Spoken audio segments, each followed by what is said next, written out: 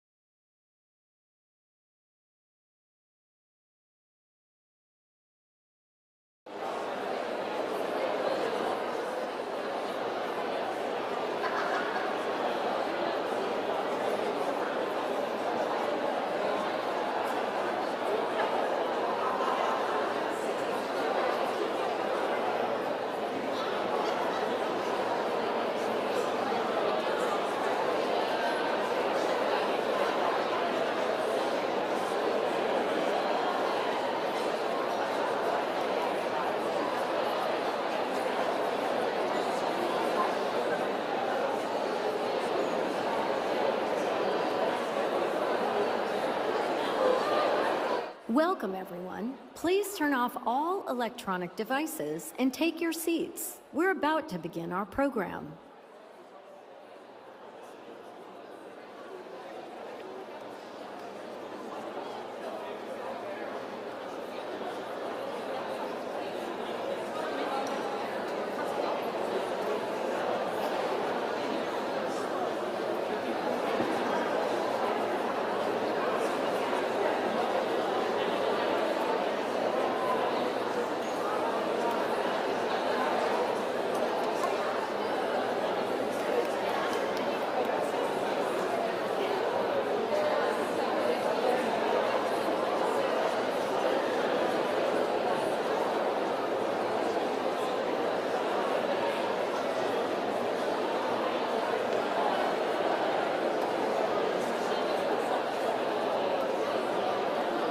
If you see this truck, when you see the word Kogi, it's like in L.A. if you saw a truck that just had big old letters that said meat, M-E-A-T. That's what Kogi means. Roy Choi. He is a trailblazing chef, an entrepreneur, and an author. Best known for revolutionizing the LA food scene with his Kogi barbecue food truck. His cooking blends the flavors of his culture and the diverse culinary landscape of LA. And now, his new book, The Choi of Cooking, provides a flavorful journey through his life with many personal stories and recipes. And Roy will be at the LA Times Festival of Books this weekend, but first, he joined us here. Roy, it is an honor to have you here. We're such big fans. Oh, thank you. What up, LA? I'm here. All right, I need to know about this book because, and by the way, I love The Choi of Cooking, like the joy of cooking. It is so speaking our language. I mean, the flavors, the freshness. Why did you want to write this and include your personal history? I feel like I've lived enough life to where I have some sort of dime store philosophy of life. And it took me this long to have the confidence and the courage to put it all on paper. I felt like the recipes that I have tinkered with all through these years were strong enough, and I felt like my life had evolved enough to where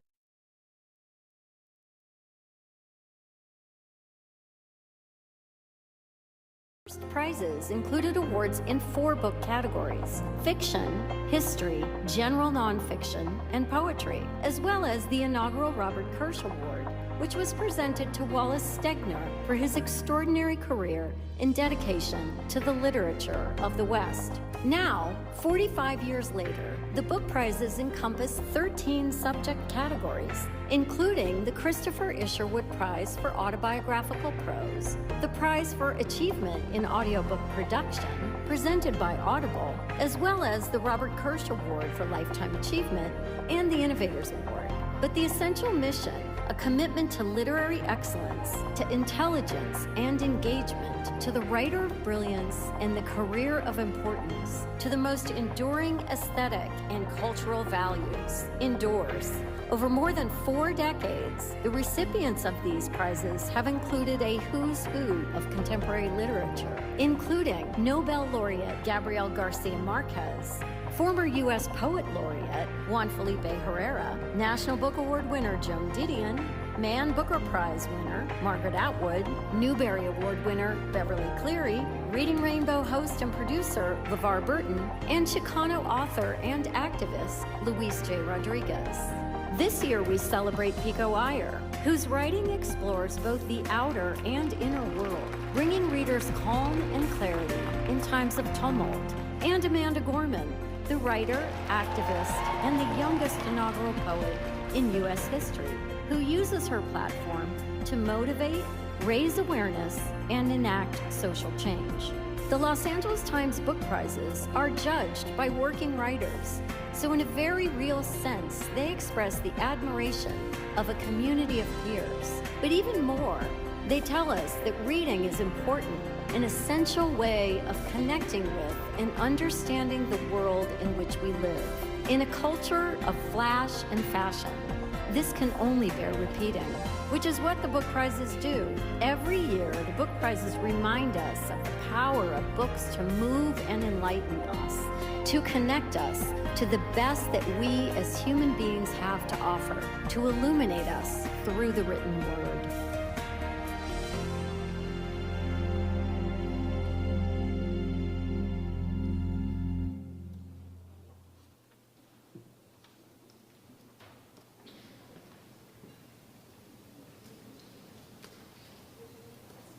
Now, please welcome the executive editor of the Los Angeles Times, Terry Tang.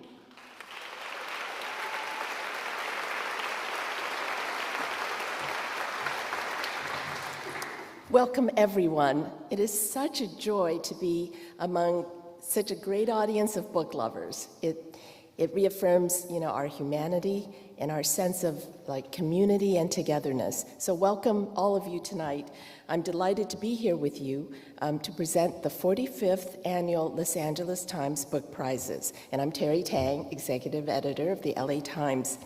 It's also a pleasure to kick off the 30th annual Los Angeles Times Festival of Books, the largest book festival in the country.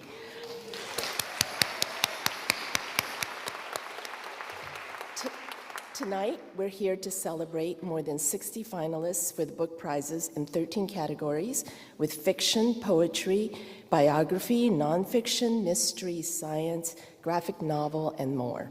And this marks the second year of our presentation of the award for achievement in audiobook production presented by Audible.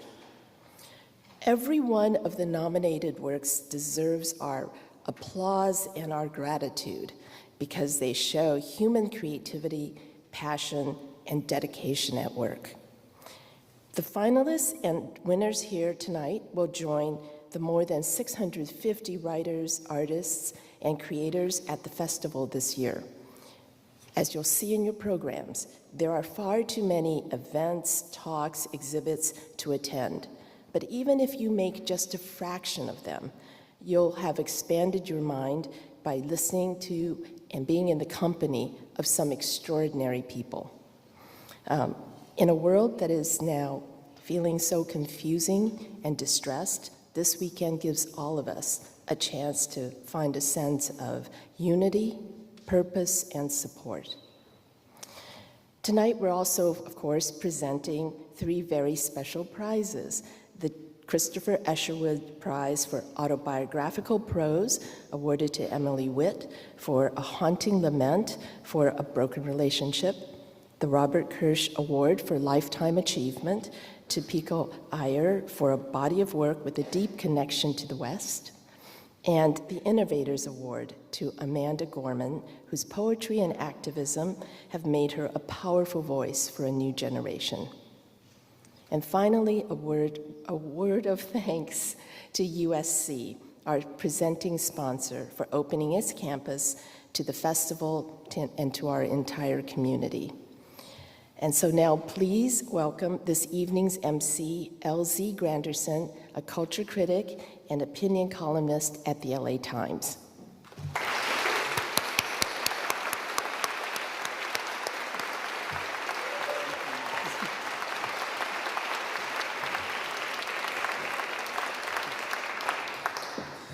Thank you, Terry. Good evening. It is NFL draft time. It is also an NBA playoff time. For those of you who care, the Boston Celtics have lost. And the Lakers find themselves in a dogfight. They're trailing in the first quarter in Minnesota. I've been in ESPN for 17 years, spent a lot of time covering basketball, and I can tell you, regardless of gender, race, age, or skill, there are only 3 types of basketball players in the world. There are those who love to win, those who hate to lose, and those who love the game. Now, perhaps at first glance, it sounds as if I'm splitting hairs, but if you take a closer look, you'll see the detail in this fabric. Athletes who love to lose or hate to win, or love to win and hate to lose, they're very focused in on the end result of the game. But the athletes who appreciate the process, they're the ones who actually find peace by just practicing the game. And they're able to find peace when the game is over. Whereas those who are driven by results tend to be unpeaced when they can't play anymore. And I like to think the same is true of creatives. Some are driven by outcomes. Did I win the Grammy? Did I get the Oscar? How much money did it make? And some creatives are driven by the process of creating. The fame and fortune and awards and accolades are nice things that they aspire to, But at the end of the day, it's the process that makes them who they are, who makes us who we are. Artificial intelligence can imitate, regurgitate, and even aggregate, but they can't create. And only writers write.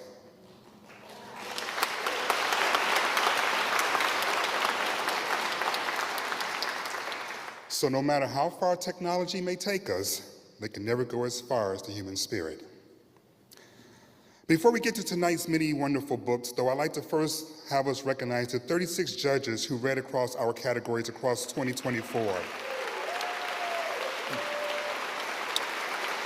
Reading hundreds of books and making very difficult decisions to find all the honorees that are celebrating here tonight. The judges are listed in your programs, and as you can see, they're up here on the screen. Several of them are here with us tonight, both as presenters and joining us in the audience and perhaps at the after party afterwards. I hope you have a chance to meet them and to thank them for their work and bringing all of these wonderful books to us. As you can see, I'm starting to sweat, so I'm going to start taking this jacket off because you do not want to see me as a big juicy mess.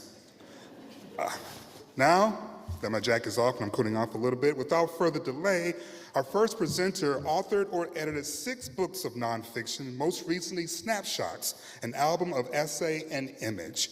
Here's Dinah Lenny to present the Christopher Isherwood Prize for Autobiographical Prose.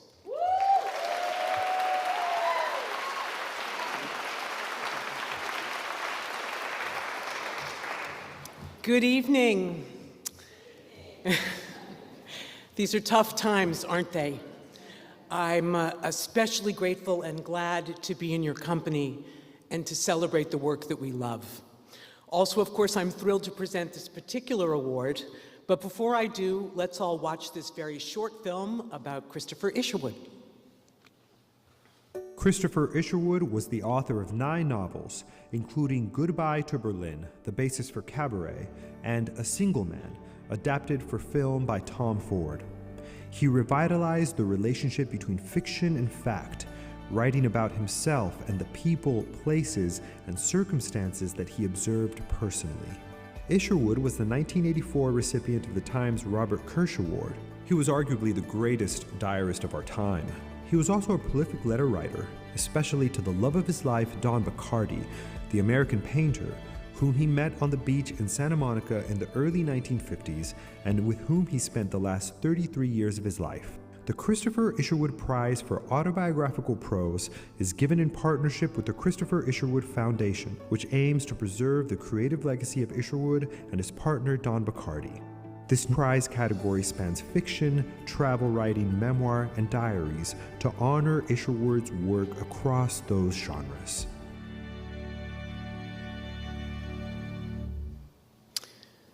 And now I should explain. This prize, awarded in recognition of autobiographical writing in any genre, is endowed by the Isherwood Foundation. That's the tip-off. It was Isherwood who famously wrote, "I am a camera with its shutter open, quite passive, recording, not thinking." But most important for our purposes, he added, "Someday all this will have to be developed, carefully printed, fixed." So, this isn't a prize for having witnessed or survived great tragedy or trauma. Not that such books aren't worthy, of course they are. But the requisite to our consideration for this award is excellent prose, the kind that startles the reader into new understanding. It's for a true personal account, fiction, history, cultural criticism, travel writing, and/or any combination of any of those that manages to contextualize and illuminate an individual experience as only great art can do. To give you an idea of what I'm talking about, I want to quote a friend who read Health and Safety, and as soon as he turned the last page, texted to say, I'm quoting now, "It's not about COVID or Trump or drugs or sex or modern relationships or leftist politics, but it's the most insightful book I've read on all those topics." Amen.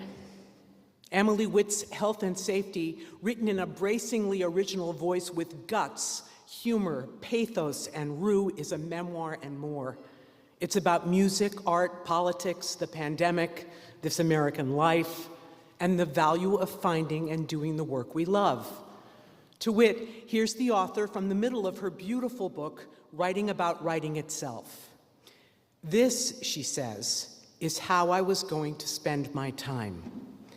And then, with the self-awareness and humility that characterizes the whole, she goes on, I might not have anything important to say, but the process of inquiry and observation was what gave my life meaning. Her life, and ours too, I believe, and almost as if guided by Mr. Isherwood himself. Please help me welcome the winner of the 2024 Christopher Isherwood Prize for Autobiographical Prose, Emily Witt.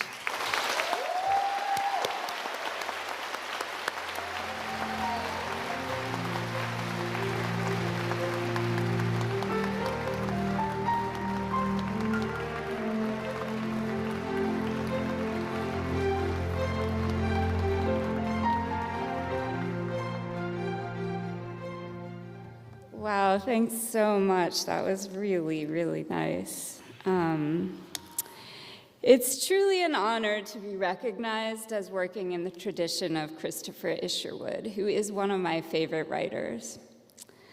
For those who haven't read it, Health and Safety is a memoir of the years 2016 to 2020, roughly. It's a book about a druggy Brooklyn, New York nightlife scene, a doomed relationship, and the national politics of that time. In writing my book, Isherwood's Berlin stories were a conscious referent for me. I even mention them in the text. Isherwood once described Berlin in the early 1930s as a seething brew of history in the making, a brew that would test the truth of all the political theories. Without knowing fully what was in store for Germany, he simply wrote down what he experienced and witnessed. It became a time capsule, perhaps the time capsule, of pre-World War II Berlin. As I was writing my book about an underground rave scene in Brooklyn, it seemed a little melodramatic, but I kept rereading not only Isherwood, but other people who wrote about 1930s Europe. Rebecca West, Gregor von Rosori, Natalia Ginsburg. In the case of Isherwood, the parallel wasn't just his observations of politics, but also of partying. My friends weren't quite the moral outcasts he describes in his book, but like his characters, and these are his words, not mine, each one of them is conscious about the mental, economic, and ideological bankruptcy of the world in which they lived. So thank you again to the Foundation, the judges, the LA Times Book Festival. Thanks also to my family who's here tonight, and to Lisa Lucas, Zach Phillips, and everyone at Pantheon who understood exactly what I wanted to do with this weird, slightly difficult to explain book and helped bring it into the world. Thank you.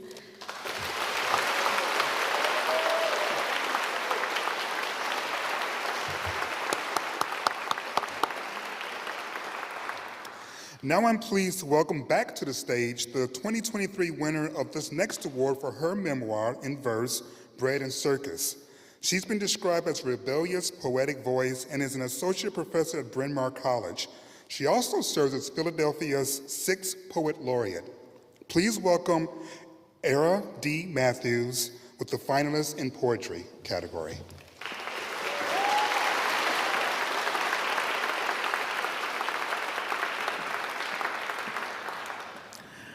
Poetry lives at the edge of language and the center of the human condition.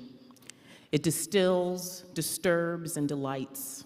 It names what resists naming and holds space for what resists forgetting.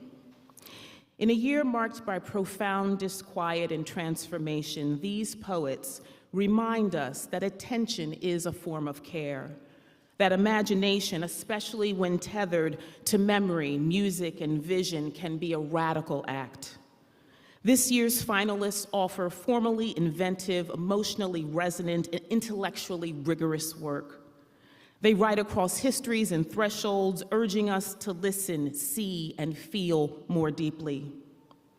It is our honor to celebrate the enduring art of poetry and the extraordinary books that have shaped this year in letters. The finalists for the 2024 LA Times Book Prize in Poetry are Room Swept Home by Ramika Bingham Risher, a luminous reckoning, part genealogical excavation, part love song with formal dexterity and deep attentiveness to lineage. Bingham Risher unearths the names and silences passed down through generations of Black women. These poems treat memory as active terrain, crafting sanctuaries of truth from what history leaves unsaid. The Sorrow Apartments by Andrea Cohen proves that compression can be expansive. With wit and a minimalist precision, Cohen reveals the tensile strength of grief and intimacy. Each poem distills heartbreak and humor into gestures where a line break feels like a door creaking open or a door slamming shut. The result is a masterclass in lyrical economy and emotional clarity. Ward Toward by Cindy Zhu-Young Oak is a dazzling debut, formally restless and philosophically astute. With an ear attuned to rupture and rhythm, Oak braids surveillance, illness, and inheritance into poems that astonish. Each page resists closure, inviting us into a space where language becomes threshold and undoing. These poems don't just interrogate systems, they destabilize them brilliantly. Inner Verses by Pam Ream moves with a clarity of scripture and the disobedience of dream. This contemplative work shimmers with devotional intensity where pared down diction and crystalline syntax render the soul's interior speech visible. Ream reveals becoming not just as knowledge, but as a form of love.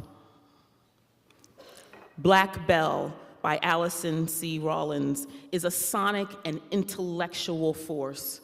Part archive, part incantation, Rollins weaves Black histories of erasure and resistance into a lush, kinetic lyric. With exacting music and searing vision, she expands poetic time, ringing the lyric backward through centuries. This is a poetry that is both ceremony and fugue, fire and fury.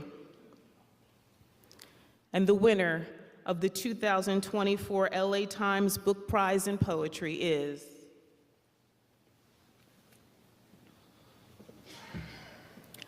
Ramika Bingham Risher for Room Swept Home.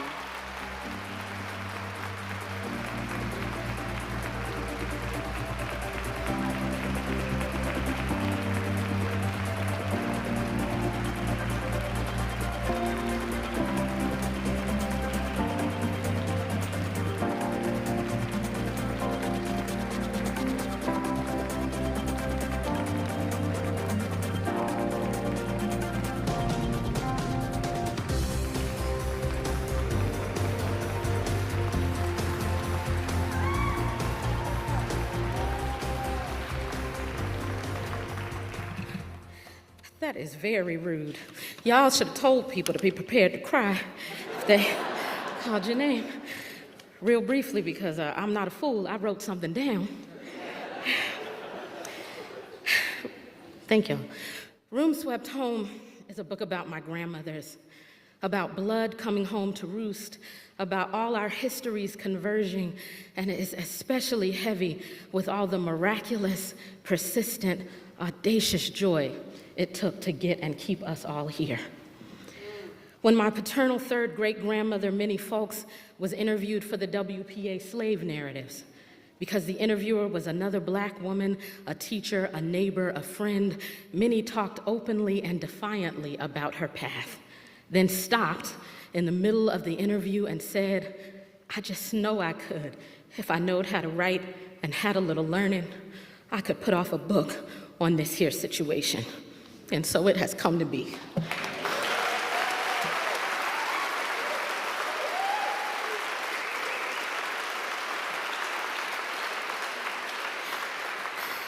My maternal grandmother was taken to the Central Lunatic Asylum for the Colored Insane in Petersburg when she was 18 and suffered from postpartum. She was hauled off in a police car and locked away not 1 mile from where Minnie resided. So when folks say, "But for the grace of God, there go I hear, thank God for small mercies, as in another time and space, they would have been me." The fact that both my grandmothers looked impossible odds in the face and came out laughing on the other side is most of the reason I believe in miracles. And the most miraculous grace I've experienced as a writer are all the folks who conspired to bring this book to light.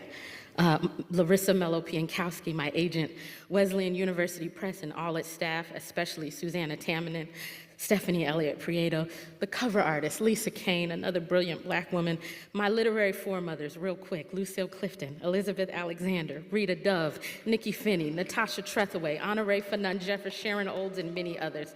My family, whose patience and love are infinite, my parents, my children, Michael and Sansa Ray, my grandbaby Naveen, we gonna have a Michael Jackson dance party in the kitchen. My cute, sweet husband, Michael Risher, for every night I kept you awake with worry for this book and others. You're everything I need always. In the book, I begin my thanks to God, Jehovah God, and then a whole page of librarians. They're really the star of any of our books. Thank you so much.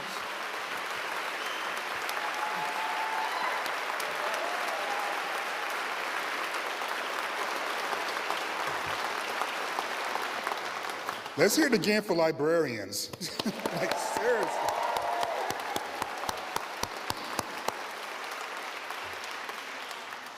Our next presenter covers television, film, and pop culture for the newspaper. A Long Beach native and grad of crosstown rival USC L.A., don't boo.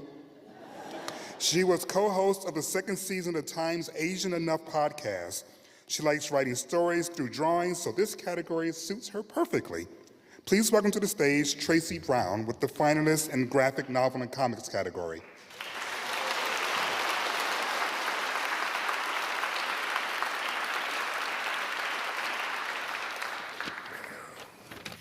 That's bright.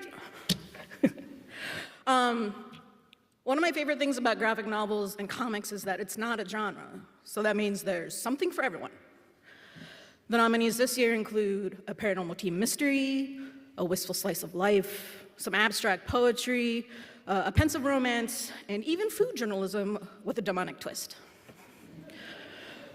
But all the works, in their own way, are meditations on the passage of time, our individual passions, our drive for creativity, so basically the human condition. The 2024 finalists are Hobtown Mystery Stories Volume 2, The Cursed Hermit, by Chris Burton and Alexander Forbes, which follows the teenage members of a junior detective club who investigate the local mysteries and folklore of their small Canadian town. In the second installment, 2 of the members are sent to a creepy private boarding school with very outdated ideas about gender. And it's for extra credit, and they unravel some dark and spooky secrets around the history of their own town. Tokyo These Days, Volume 1, by Taiyo Matsumoto. It offers a glimpse into the world of manga publishing. It opens with the self-imposed retirement of a veteran manga editor who quit after, oh, we all know this, the magazine he was running shut down. He tries to move on, but his love for manga is too deep, so he decides to give his all to one last passion project, and he starts trying to assemble his dream team of creators to make it happen. Cutting Season by Banu Pratap. It's a collection of short comics that I can only describe as bold shock poetry. They're stylish and kinetic art pieces that are violent and gross and funny and dramatic and abstract, and they touch on love and sex and hunger and other bodily functions. It also features my favorite fart joke of all the nominations. Peter and Liza by Miroslav Sekulic-Struja. It's a character study and a love story with broken people trying to make life in a broken and changing world. Excuse me. It centers Peter, a poet and writer from his days in the Yugoslavian army, and it follows him as he tries to transition back into civilian life, and he eventually meets Liza, whose zest for life is contagious, at least for a while. In Rare Flavors by Ram V and Philippe Andrade. It's a love letter to food, filmmaking, and Indian culture. It follows a mythical human passing demonic being who taps a young filmmaker to help him make his dream food documentary. He also happens to eat people. It's a story about how our stories about food are stories about people, and how making and sharing food is, it's about love and connection. And the 2024 Los Angeles Times Book Prize for Graphic Novel Comics goes to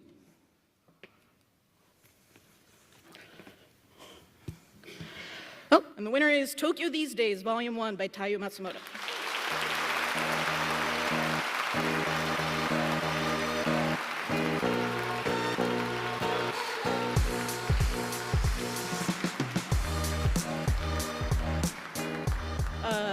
Matsumoto sensei was unable to join us tonight, so he penned this message to be read in the event he was the winner. Saho and I were both surprised and moved by the fact that readers outside of Japan were able to enjoy the manga world we created for Tokyo These Days. The creation of Tokyo These Days was an enjoyable and wonderful experience, including some hardships. I would like to thank the Los Angeles Times Book Prizes for this great honor, Viz Media and Shogakukan, my editors Oda-san and Egami-san, Mike for the translation, and all the readers. Thank you very much.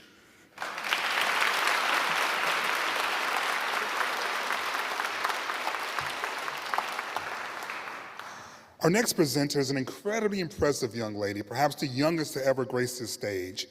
They starred as a fan favorite Missy Cooper in the CBS hit series Young Sheldon, and come September will count young debut YA author among their many achievements with the publication of Rules for Fake Girlfriends.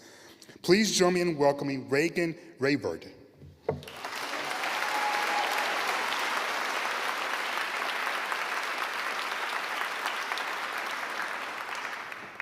Good evening. Presenting the Los Angeles Times Book Prize for Young Adult Literature is such a privilege. Young adult fiction has always held a special kind of magic. These are the books that don't just speak to teens, they meet them in the middle of their messiness, their joy, their heartbreak, and their power. They say, I see you, I've been there, and keep going.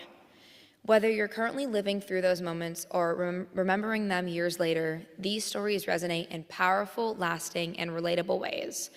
As someone who grew up loving stories and now gets to tell their own, I've come to believe that YA literature doesn't shy away from the hard stuff. It leans in. It gives us characters who are navigating impossible odds, not just on the page, but within themselves. It creates space for questions that don't always have easy answers and offers hope even in the asking. The 5 finalists tonight beautifully reflect that truth. Whether exploring grief, identity, justice, survival, or finding your voice in a world that wants to silence it, each of these books honors the emotional honesty and creative brilliance that make young adult literature such a vital and powerful force. These are books that will stay with readers long after that final page. The finalists for the 2024 Los Angeles Times Book Prize in Young Adult Literature are Kindling by Tracy Chee.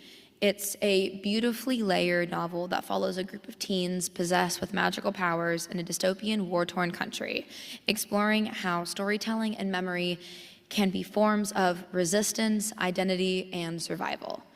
Looking for Smoke by K.A. Cobell. Set against the backdrop of a Montana reservation, this debut blends murder mystery with cultural identity as 4 indigenous teens become suspects in a shocking crime. Bread Right Fruit by Safia El-Hilo. It's a haunting and poetic coming-of-age story written in verse, centering on a Sudanese-American teen whose identity, family history, and digital life collide in powerful and painful ways. Shut Up, This Is Serious by Carolina Ixta. It's told with humor and raw honesty. This semi-autobiographical novel follows a Mexican-American teen navigating mental health, family pressure, and friendships in East L.A. The Color of a Lie by Kim Johnson. Set in the 1950s, this gripping historical thriller delves into racism, deception, and resistance as a Black teen uncovers dangerous secrets in his all-white Oregon town. And the 2024 Los Angeles Book Prize in Young Adult Literature goes to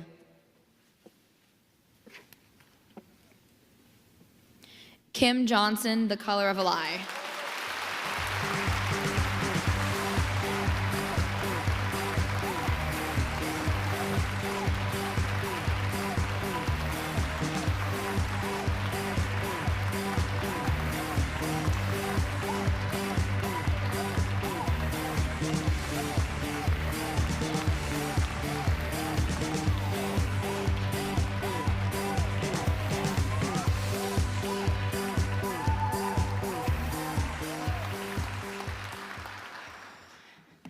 That is a long walk. Shaking.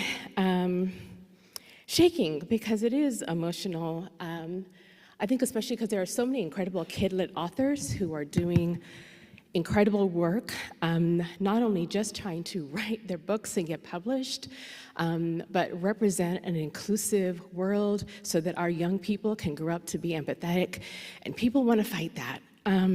So it is an honor to be here to represent young adult writers.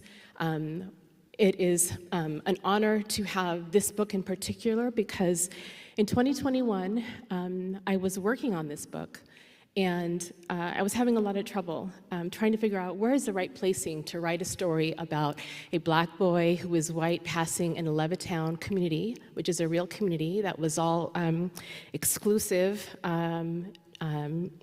to all white people.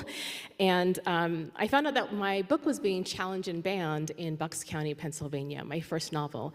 And I wanted to find out why was this book being challenged and who are the people who are trying to do this work. And when I did my research, like a writer does, I found out that Bucks County was in Levittown, Pennsylvania, one of the Levittown communities that I was struggling trying to figure out whether or not I should write. And I decided to write this story, and it took me a longer time because I wanted to change the location of the story. And I tell that because writers, we write in a lot of spaces where we're doing resistance. In my work, I'm thinking about a reckoning, trying to untangle the roots of racism and systemic factors in this country that are so embedded and baked in our society. And so I'm honored that my work resonated with so many people. I want to thank so many people, but I will start with my editor, Caroline Abbey, who has been such a support of my resistance work that I do, and a believer of that.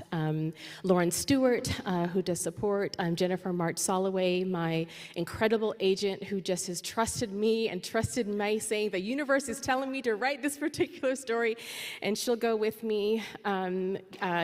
Kathy Dunn, my publicist, the entire Penguin Random House. I have it all written down, but I don't know why I'm not looking at it.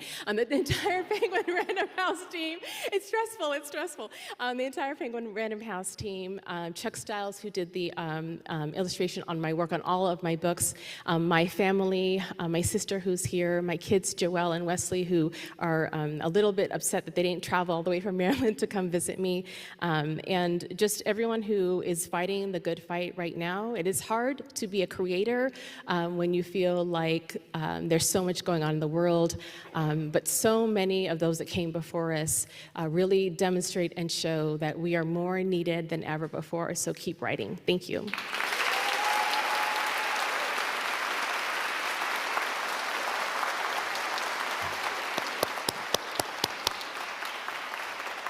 Well, Kim Johnson's words remind me of a quote from Nina Simone. I'm going to paraphrase it, but essentially said that an artist's duty is to write the times.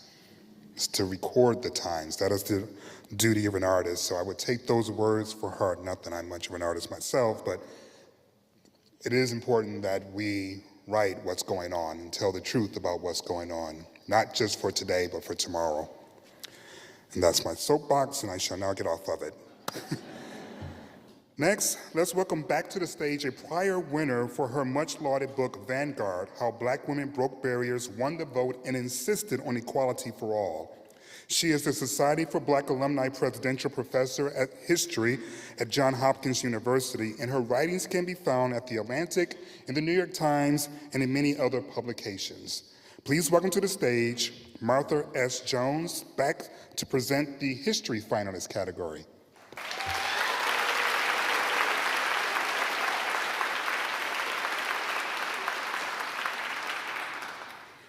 Good evening.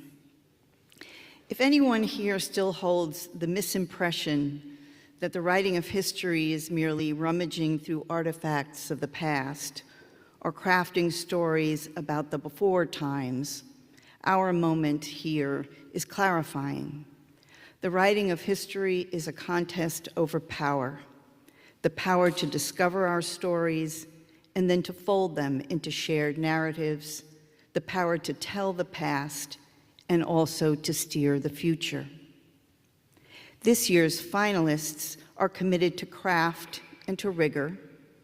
They have also stepped boldly into the challenging questions of our time. Their histories permit readers to discover how what we know about the past shapes our present in law, in policy, and in culture.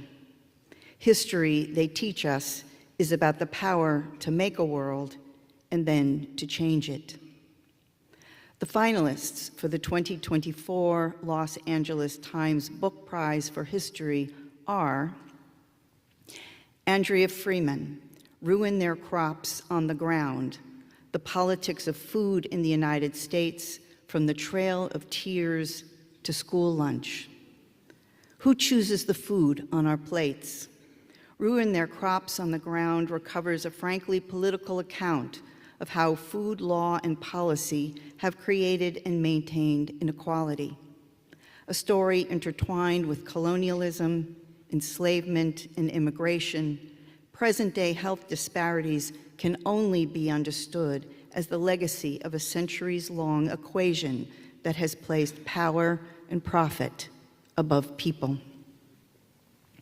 Andrew W. Carl, The Black Tax, 150 years of theft, exploitation, and dispossession in America. Where lie the roots of today's wealth gap? The black tax exposes how no system more so than that of inequitable and predatory property taxes is responsible for economic disadvantages and racial inequalities. Generations-long theft stripped Black Americans of land and investments, leaving in its wake harms borne by those least able to bear them.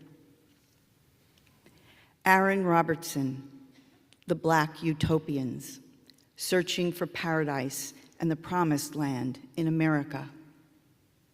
Where do we look for hope? The Black Utopians surfaces an earlier generation that struggled for dignity, protection, and nourishment. Mining family stories along with those of paradigmatic efforts at realizing an earthly paradise, radical alternatives come into view in a narrative that invites us to imagine the worlds yet to be made. It invites us to make them. Joseph M. Thompson, Cold War Country, How Nashville's Music Row and the Pentagon Created the Sound of American Patriotism. Can you hear the politics of sound? Cold War Country recasts Nashville's Music Row as a partner to the Pentagon, as an agent that it became during the Cold War. The sounds of country music boosted Defense Department recruitment. A white music industry in turn won consumers. Black artists were exiled and even erased at home and abroad. Their strains are today still strained and contested. And Michael Waters, The Other Olympians, Fascism, Queerness, and the Making of Modern Sport. What's new about battles over gender in sport? The Other Olympians make plain that too little is new about our present-day suspicion of trans and intersex athletes. The earliest panic over gender non-conforming competitors dates back to 1935, when despite the courage of individuals, the International Olympic Committee displaced public acceptance with a commitment to policing gender in international sport. The echoes haunt our fields, our stadiums, and our arenas even today.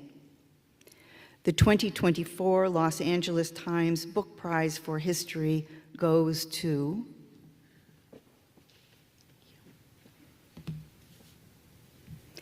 Andrea Freeman. Ruin their crops on the ground. The politics of food in the United States, from the Trail of Tears to school lunch.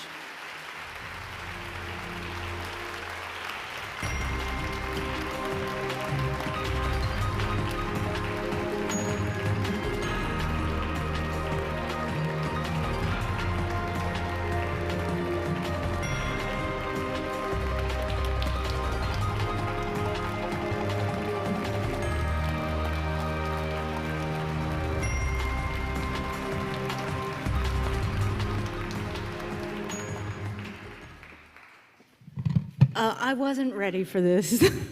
I'm so thrilled. I'm so grateful. I just can't even believe I'm in this room with so many people whose work I admire. Martha, so many incredible writers. I've been working on this material for about 20 years now. And so many people along the way told me, don't do this, you know. Nobody cares about race and food, and I just kept saying, well, I care so much that I need to do it. And thank you to L.A. Times and the judges for also caring about this. I'm really grateful to my daughters, Aaliyah and Serafino, for supporting me throughout this process, Henry Holt, Metropolitan, and all of my mentors. And that's it. I don't know what else to say. Thank you.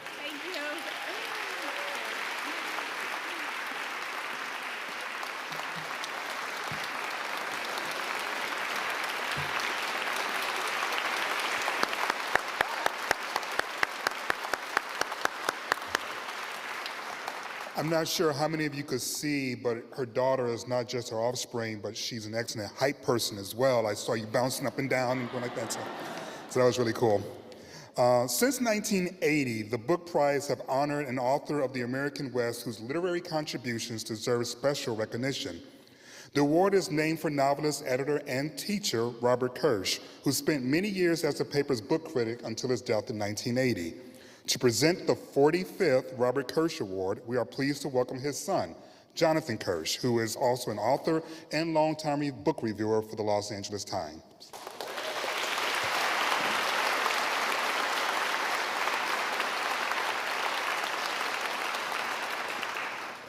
Good evening.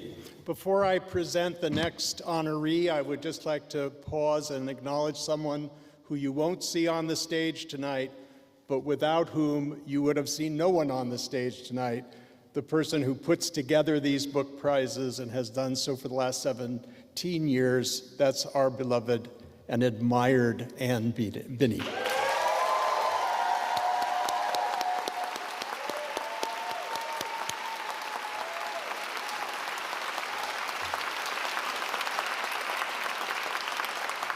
The award that I have the honor of presenting tonight is in recognition of a body of work by a writer living in or writing about the West. The recipient of the award is a writer who grew up in Santa Barbara, where my dad spent the last years of his life writing and working. And he still spends time every year in Big Sur, but he famously characterizes himself as a global soul, which serves as the title of one of his best-selling books. When asked by an interviewer to define the term, he said, "I think a global soul is somebody who lives in the cracks between cultures or lives in a world so international that he or she has to devise some scratch answers to the most fundamental questions. What is your home? What is your community? What tradition do you belong to? And even, who are you?" Thus did Pico Iyer provide us with a distillation of his life's work. Some 100 articles a year in periodicals across the world, and 15 books so far that have been published in 23 languages. Significantly, one of his books, A Flame, has been blurbed by none other than the 14th Dalai Lama, and that's a get. Iyer's gift is to open doors and offer new ways to understand what he invites us to behold, both the inner world and the outer world, as he puts it, and always with deep wisdom, lively wit, and a sharp eye. For me, the point is made in the title of his first bestseller, the one that brought him a global readership, Video Night in Kathmandu. Iyer sums up his writing life as something that, as he puts it, tells you everything you need to know about yourself and the world you live in. The same words apply to the experience of his appreciative readers. We too learn from his writing not only about the author, but also about ourselves and the world we live in. Let's meet Pico Iyer on video before we welcome him in person. It is fitting that Pico Iyer was born in Oxford, England, site of the most influential English-speaking university in the world. Like Oxford, Iyer's contributions to English literature have been monumental.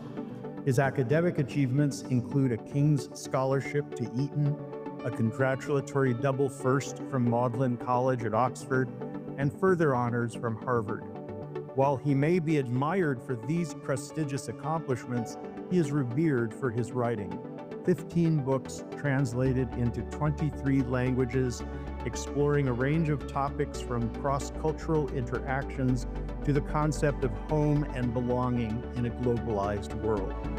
A secular writer, Iyer has always had an interest in spiritual matters. He has traveled with the Dalai Lama and made pilgrimages to sacred sites across the globe. His journeys are fueled by a desire to see the world as it is while maintaining a belief in its possibilities.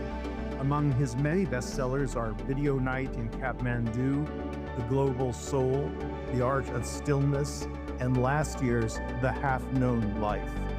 Since 1992, he has spent part of each year at a Benedictine hermitage in Big Sur. His visits there began after a wildfire destroyed his mother's Santa Barbara home in 1990. Just a few months ago, as the Eaton and Palisades fires ravaged Los Angeles, he released A Flame, his memoir that was born of his own wildfire experience and explores the inner stillness and joy that may have come from his many seasons at the monastery. Pico Iyer's work speaks to something universal, honest, and hopeful, something that touches readers across borders, languages, religions, and ways of life. As we celebrate 30 years of the Festival of Books, we look to Iyer, who participated in that first event back in 1996 and went on to become a part of many, many more. We are thrilled to celebrate Pico Iyer as the 45th recipient of the Los Angeles Times Book Prize's Robert Kirsch Award.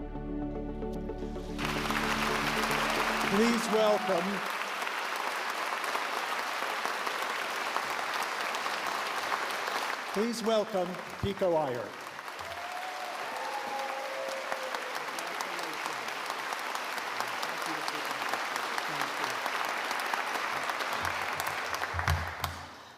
This really means a lot, and not only because I've almost never been granted an award before. When I was a teenager in England, dreaming of becoming a writer, I just sent out 2 fan letters. The first was to Ursula Le Guin, and the second was to Lawrence Ferlinghetti. Lo and behold, at this very festival in 1999, I saw Ursula Le Guin given the Kirsch Award, and just 1 year later, Ferlinghetti too. And as you all know, over its 45 years, the Kirsch Award has honored really most of my lifelong heroes and inspirations. Christopher Isherwood, Tom Gunn, Czesław Miłosz, Joan Didion. And of course, I never imagined I would be mentioned in the same paragraph as any of those writers.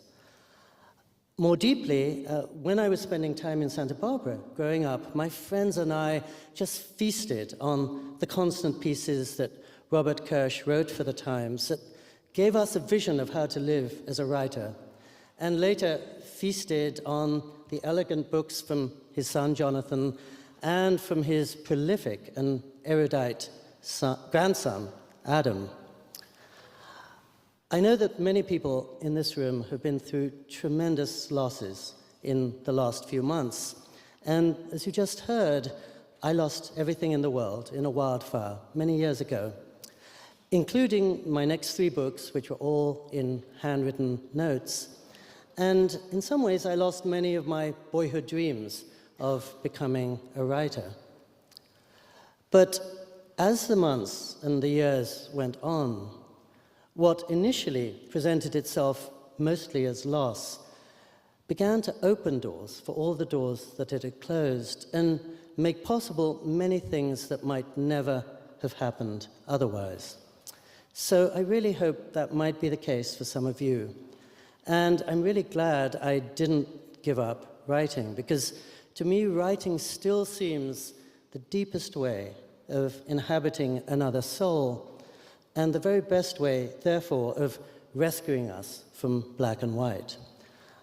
Just in conclusion, I want to offer heartfelt thanks to my kind and brilliant editor, Gin Dilling, who deserves about 97% of the credit for my last 2 books, and thank you all.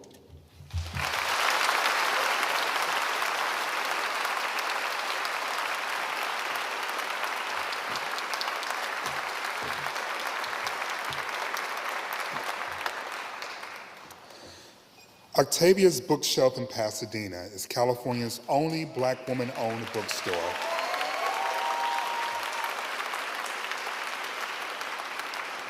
Sitting on the edge of the Eaton fire zone, Octavia's became a refuge for those displaced by the recent fires.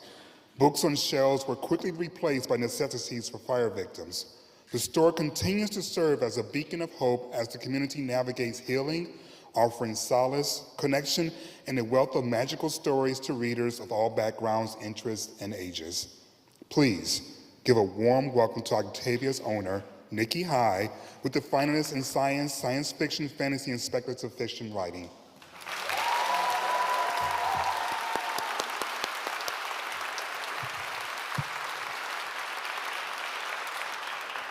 Good evening. As the owner of Octavia's Bookshelf, a bookstore named in honor of Pasadena's own Octavia E. Butler, I think about her legacy, about how speculative fiction is not just an escape, but a lens, a way to confront the future, reshape the past, and imagine new ways of being. Butler wrote, "All that you touch, you change. All that you change, changes you." We are world building every day with our choices. Through the stories we tell, the futures we dare to envision, and the communities we nurture. The authors we celebrate tonight mind us that speculative fiction is not only about distant planets or ancient magic. It's about the possibilities we create right here in our own world. This is a category that thrives on imagination, on bending the rules of what we think is possible, and on building worlds that illuminate our own. The books we honor this evening move between myth and mystery, the deeply personal and the radically speculative. They remind us that the strange can be familiar, and the familiar profoundly strange. Here are the finalists. Jedediah Berry for The Naming Song, a lyrical and haunting tale of memory, identity, and rebellion. Berry's novel sings with both poetry and power. With each page, he invites us into a world where language shapes fate, and the naming something might be the most radical act of all. Lev Grossman for The Bright Sword, a novel of King Arthur. Grossman reinvents the Arthurian legend with clarity and a modern sensibility. This novel honors the epic grandeur of its source material while infusing it with fresh emotional resonance and thoughtful subversion. Kelly Link for The Book of Love. Link's first full-length novel is every bit as charming and inventive as her short stories. With wit, weirdness, and heart, she crafts the story of teenagers returned from the dead whose quests for answers become a journey through a delightfully strange and deeply human landscape. Jeff Vandermeer for Absolution, a Southern Reach novel. Returning to the eerie terrain of Area X, Vandermeer deepens the Southern Reach mythos with unsettling grace. Absolution is as much a psychological reckoning as it is a science fiction thriller, asking big questions about ecology, power, and the unknowable. Nevo for The City in Glass. In this third installment of Singing Hill cycle, Vo continues to build a world of nested stories and subtle magic. With lyrical prose and sharp insight, she explores memory, truth, and the legacies we carry. It's a quiet triumph that speaks volumes. Each of these books challenges and expands what speculative fiction, science fiction, and fantasy can do. They are bold, brilliant, and unforgettable. And now, the moment we've all been waiting for. The 2024 Los Angeles Times Book Prize in Science Fiction, Fantasy, and Speculative Fiction goes to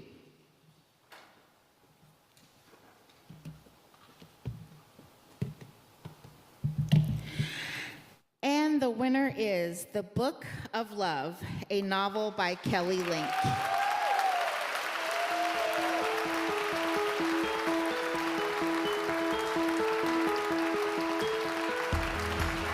Unfortunately, Kelly was not able to join us this evening. Accepting the award on her behalf is her good friend and fellow finalist, Jedediah Berry.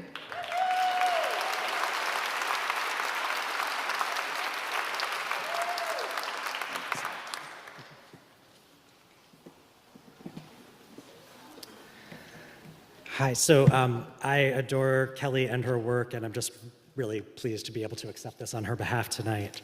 She asked me to share the following. It's a bit of a conundrum to win this prize as a novelist, as I have always been quite sure that I am not one. I wrote The Book of Love primarily because my friend Holly Black told me that if I did not write a novel on purpose, I would write one accidentally. I wanted to write a book about all the things that keep me anchored to life, to my community, and to the practice of writing. Love and love stories, family, friendship, music, the expectation that things will not always stay as they are, but will undergo transformation, rebirth, and renewal. I am eternally grateful to my editor, Caitlin McKenna, my agent, Renee Zuckerbrot, and the whole team at Random House. I had many readers, too, who helped tease out possibilities I might not otherwise have recognized, among them Jedediah Berry, thanks, Kelly, Lee Bardugo, and Robin Wasserman. The person I write for always is my husband, Gavin. I'd like to thank Ann Binney and the judges for the work they did this year. I wish I could thank you in person. As a reader and a publisher, a workshop instructor, and a bookstore owner and writer, I have been lucky enough to construct a life around books. I like to think the myriad permutations and combinations of styles, subjects, genres, and voices represent a kind of group project all writers and their readers contribute toward. There's space and need in narrative for delight, for solace, for play, for outrage, for redress, for wildness, for witnessing, and for truth in all the shapes and questions it takes root in. I'm especially grateful to my fellow nominees for their books. It's been an honor to be included in your company.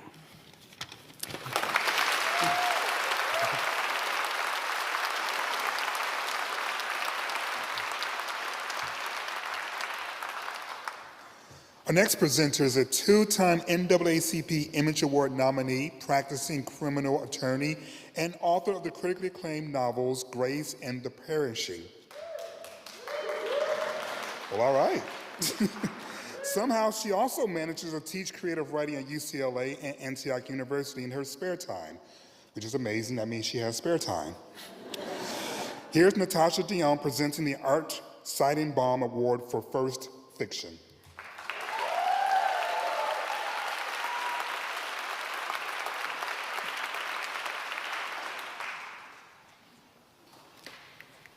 The books here tonight are like arrows. And if I was brave enough, I'd say without a doubt that those of us in this room are too.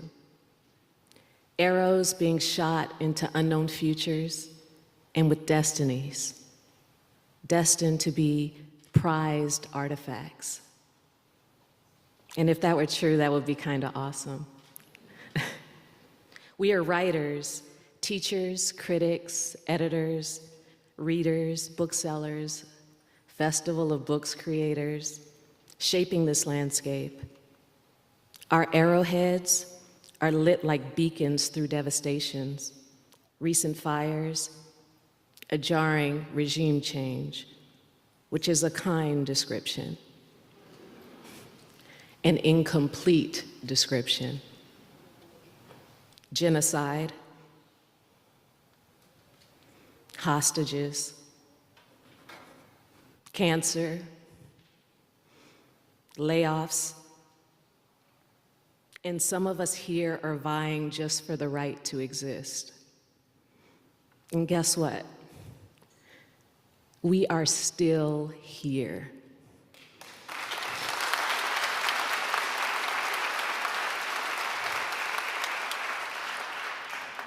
We are still flying, illuminating a path forward for others, and in the pages of the books recognized tonight. It's why these writers have already won. They have wrestled with blank pages that have tried to kill them. They have fought back and delivered something whole and wonderful, joining other brilliant writers in this room and alongside supporters and dreamers, truth tellers. And even if our names are not recognized tonight, we are not nothing. We are not inconsequential. You are needed. And where you are right now is not as high as you get. Go higher. Because we are alive in Los Angeles, like arrows. The archers of the universe have their bows strung with us. And I am proud to present these. The finalists for the Art Seidenbaum Award for First Fiction are Ghost Roots by Pemi Aguda. Set in a hauntingly reimagined Lagos, the largest city of Nigeria, Ghost Roots is a collection of stories where its characters are grappling with violence with limited options, including a 26-year-old woman who resembles her long-dead abusive grandmother, and the story of a young woman architect hired to remodel a home so that its owner can forget its history. Olive Days by Jessica Elisheva Emerson. In clandestine rendezvous and stolen moments, we find Rena Kirsch, a dutiful young mother and modern Orthodox Jew living in the Pico Robertson neighborhood of Los Angeles, whose husband convinces her to partake in a night of wife swapping with other Orthodox couples. See, now you guys are awake, like, what? Cinema Love by Jiaming Tang, a fierce and big-hearted immigrant story about gay men in rural China, the women who marry them, and the secret theater where their husbands cruise for love. God Bless You, Otis Spunkmeyer by Joseph Earl Thomas. Woo. A mesmerizing novel about an Iraq war veteran now an emergency medical worker in a local hospital who has an unsettling shift, where every other patient seems to be someone from his past. He is Joseph, yet the setting of his novel is Otis Spunkmeyer. Joseph's mind, as he attempts to sort through the state of his psyche, the past, and new grief. What We Tried to Bury Grows Here by Julian Zobalbe-Escoa. Set during the Spanish Civil War, late 1936, the life of 18-year-old Ysidro Elajarde intersects with Mariana, a female soldier in an all-male battalion whose parents have abandoned her to fight fascism. Together, they struggle to maintain their humanity in a country determined to tear itself apart. And the 2024 Art Seidenbaum Award goes to, oh, this is exciting. Jia Ming Tang, Cinema Love, a novel.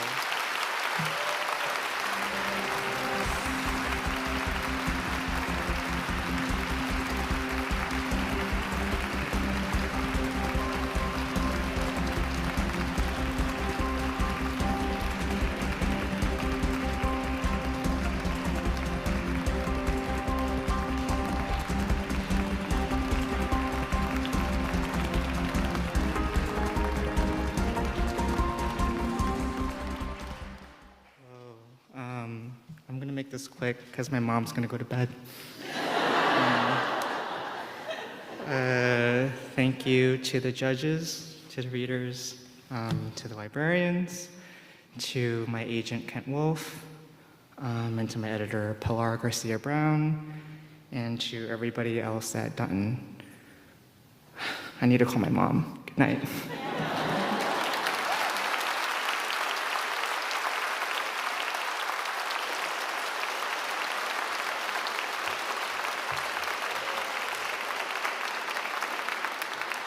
Up next is the L.A. Times legend with nearly 4 decades at the paper. He has held posts over the years and spent a decade abroad at the L.A. Times bureau chief in Nairobi, Johannesburg, and Paris. He covered the release of Nelson Mandela and the end of apartheid, the ill-fated U.S. military mission in Somalia, and the growing AIDS epidemic in Africa. He's been there and done all of that, and we are very, very pleased that he's here with us tonight. Please welcome Scott Kraft with the Biography Award finalist.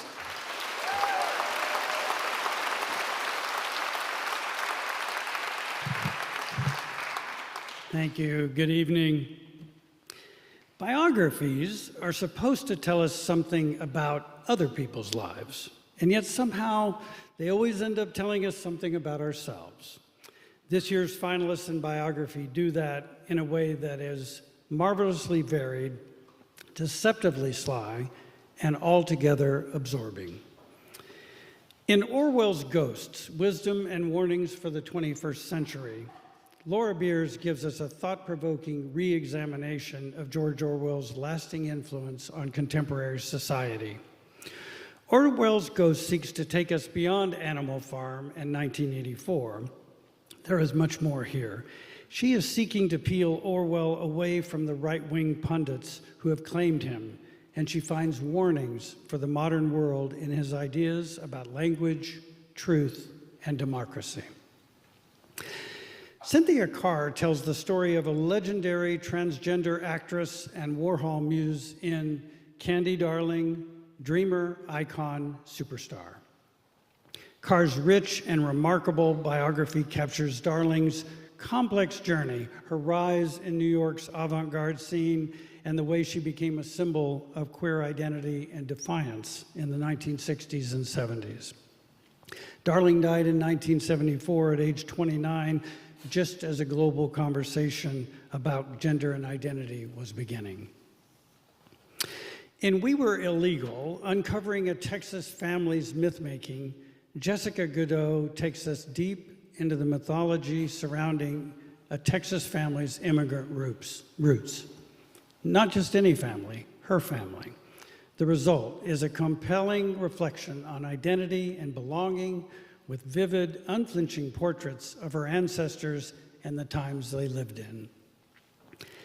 In Survival is a Promise, The Eternal Life of Audre Lorde, Alexis Pauline Gumbs delves into the enduring legacy of the legendary poet-activist Audre Lorde.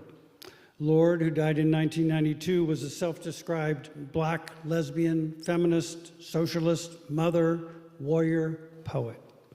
Gumbs brings us an examination and a celebration, really, of Lorde and her work, highlighting the resilience and the transformative power of art and activism.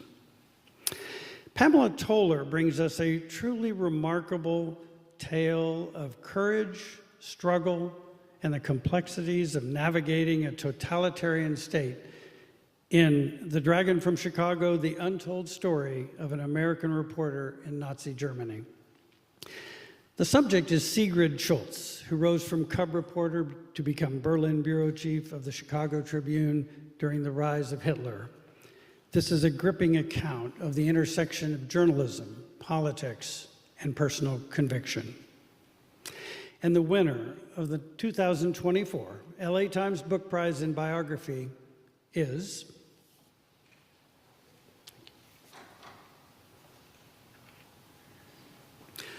Laura Beers for Orwell's Ghosts, Wisdom and Warnings for the 21st Century.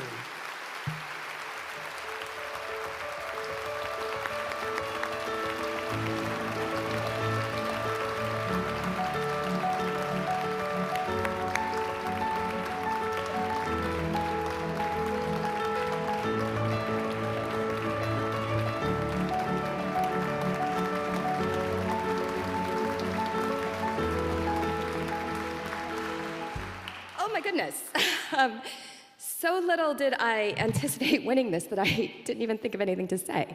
And that's partially because I don't really think of Orwell's Ghosts as biography, though the first chapter is very much a biographical summary of his life, but it really is more a mediation on the impact of his work to me as an author and to the way that I understand the world around us in the 21st century, which sadly seems to become slightly more Orwellian with each passing day. I would very much like to thank my agent in London, Andrew Gordon, who believed in this project from its inception, and my editor at Norton, Amy Cherry, as well as my editor at Hearst in London, Amy Weasel-Tier-Wu. I would also like to thank my family, who are not here, though two of my closest friends are, but who put up with living with Orwell for several years, which was especially difficult for an 8-year-old who hoped that this book would get us an in-ground pool. So all of you, tell your friends to buy it, because we're still far off from there. Thank you very much for this truly unanticipated honor.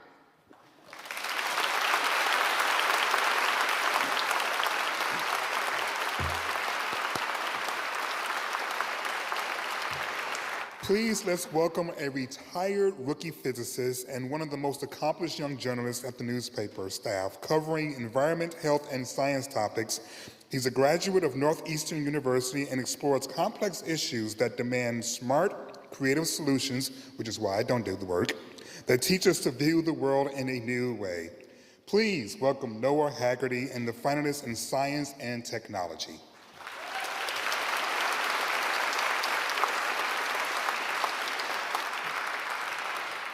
Despite the reams of stiff and esoteric text that fills up modern scientific journals, science is a dramatic endeavor. Buy a scientist a drink, and there's a good chance you'll hear about their arch nemesis or the breakthrough they see on a horizon. And virtually every scientist I've ever met can recall one of those rare, sublime moments when an unassuming pile of data tells them a story that brings a rush of pure wonder, excitement, and connectedness to the world around us. Uncovering these emotional truths behind science's detached analytical proceedings and sharing those with readers in all of their nuanced and intricate glory is no easy task. Nonetheless, each of these finalists has so eloquently transcended that gap. Our Moon by Rebecca Boyle is an appreciation for our entangled relationship with Earth's original satellite, some 230,000 miles away. The moon has inspired our sacred stories and ways of life for millennia. Its gravity creates our tides, with the power to both birth life on Earth and, a few billion years later, hinder the US's World War II advance across the Pacific. Becoming Earth by Ferris Jaber tells the story of how life itself built the Earth as we know it. Algae imbued the atmosphere with oxygen. Microbes deep in the earth forged essential compounds sitting in our soil. The Amazon creates its own rain, and bacteria can digest our plastic waste. Becoming Earth reminds us, as we barrel toward an inhospitable world, we still hold agency to shape it. 12 Trees by Daniel Lewis profiles the extraordinary lives of our branched ancestors through his travels from research labs to a multi-week rainforest expedition. Each tree offers a quiet wisdom. The Bristol cone pine records the beautiful messiness of life in its rings. The bald cypress is a monument to the vibrant life in ecosystems humans often ignore. And the dying out Central African forest ebony reminds us just how much we have to lose. Math and Drag by Kind Santos breathes new queer life into the math from musty high school textbooks. Irrational and complex numbers come with a unique and mysterious defiance of the status quo, and some equations hold a stubborn disregard for the rules, opening up new possibilities. Math and Drag teaches you how to use math as your best wing person in life, including how to get a great deal on that vintage Dior dress. The Light Eaters by Zoe Schlanger explores the scientific revolution slowly taking root in the world of plant intelligence. Scientists have found some plants can smell, feel, hear, store that information, and act on it. One species of vine even seems to see other plants and mimic their leaves. Every once in a while, a scientist indulges in the taboo and exhilarating question looming over the field: might plants even be conscious? And the 2024 Los Angeles Times Book Prize in Science and Technology goes to Rebecca Boyle, Our Moon: How Earth's Celestial Companion Transformed the Planet, Guided Evolution, and Made Us Who We Are.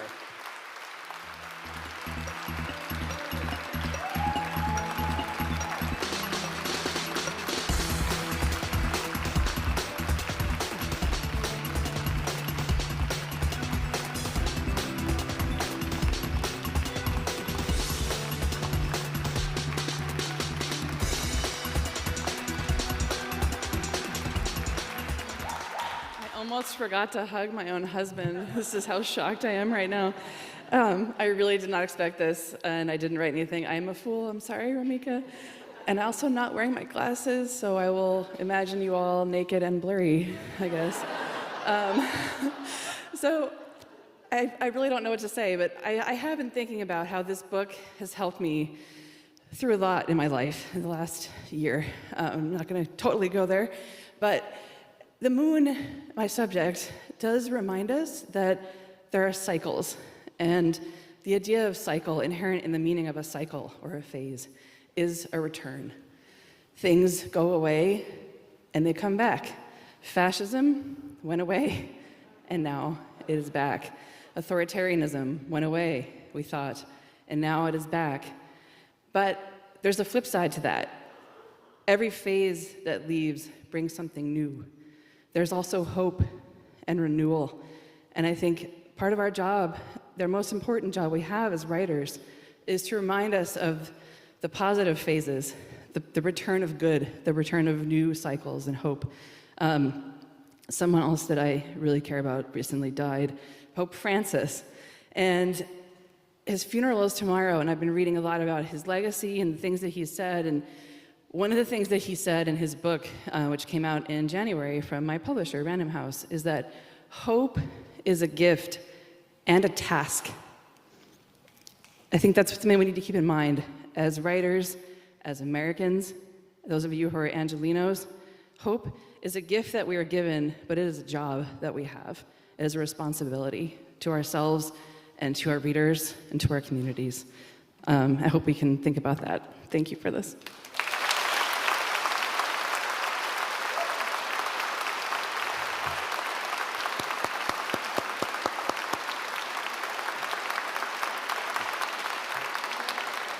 A brief programming note, the Lakers are up 58-54, just in case you wanted to know what was going on. Now let's turn to the entries in fiction brought to us by an LA-based writer of several novels, including Zero Zone, Untouchable, and Half-World. He teaches creative writing at Cal State Channel Island and at workshops all around LA. Please welcome Scott O'Connor and the finalists in fiction.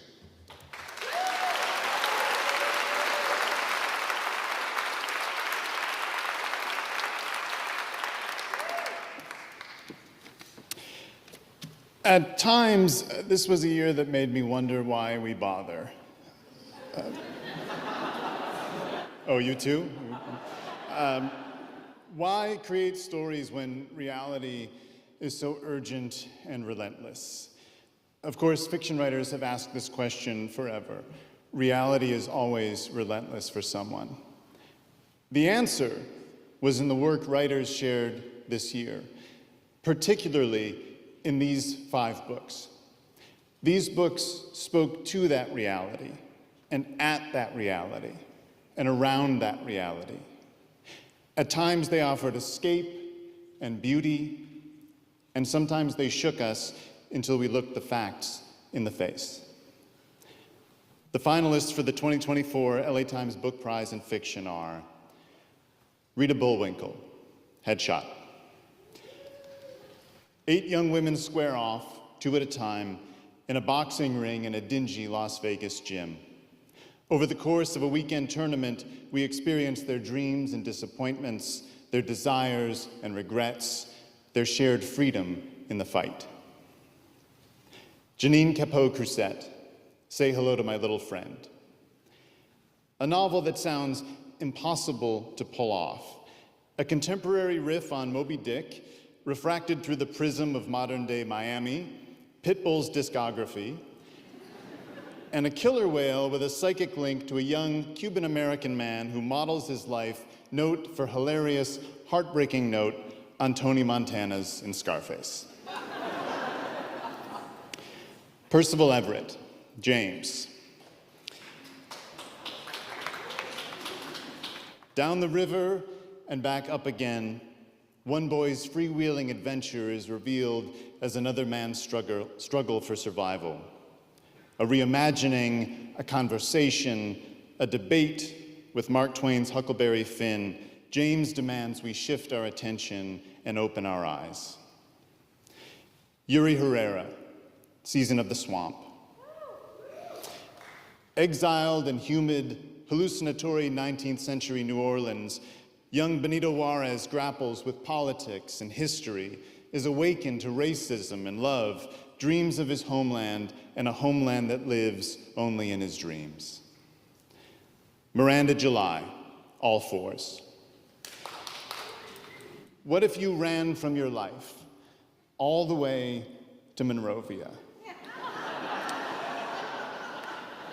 A funny, moving novel about marriage and longing, interior design, interpretive dance, and the risky search for a more authentic version of yourself. And the 2024 Los Angeles Times Book Prize in Fiction goes to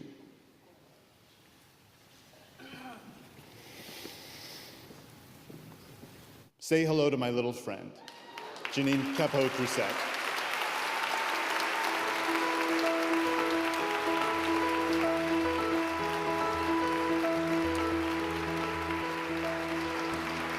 Janine was not able to join us this evening. Accepting on her behalf is her dear friend, Crizia Bajos, an actor, voiceover artist, and the narrator of the audiobook.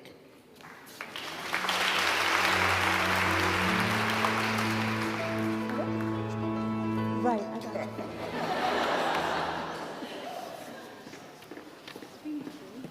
That was much closer. Hello, wow. I begged her to write something. She did not think she was going to win, and I said, please just write something. Hello, and good evening. I'm Crizia Bajos, the audiobook narrator for Say Hello to My Little Friend. Unfortunately, Janine couldn't be here with us tonight because of work obligations, but I am honored to accept this award on her behalf. She asked me to read the following thank yous to express her gratitude. Thank you to the judges for selecting such an incredible list of finalists. I'm honored to be among them. I deeply admire each of the finalists' books and have learned so much from their work. Thanks to each of you for creating boldly and bravely.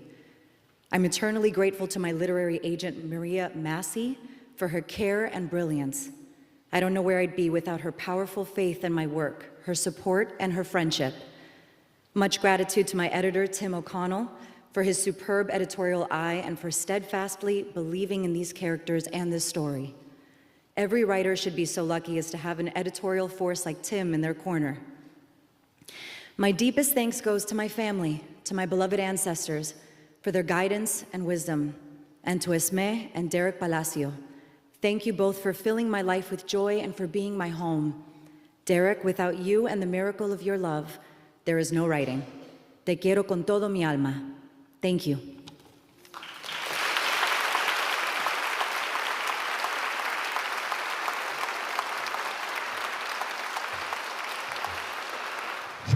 I just want to be clear, I asked her to use the other podium, not because I was being selfish, but that's where the award was, so I wanted to make sure she got that. Our next presenter graciously stepped in for Jaweed Kaleem, who was originally scheduled to present the award. I believe his name is in your program.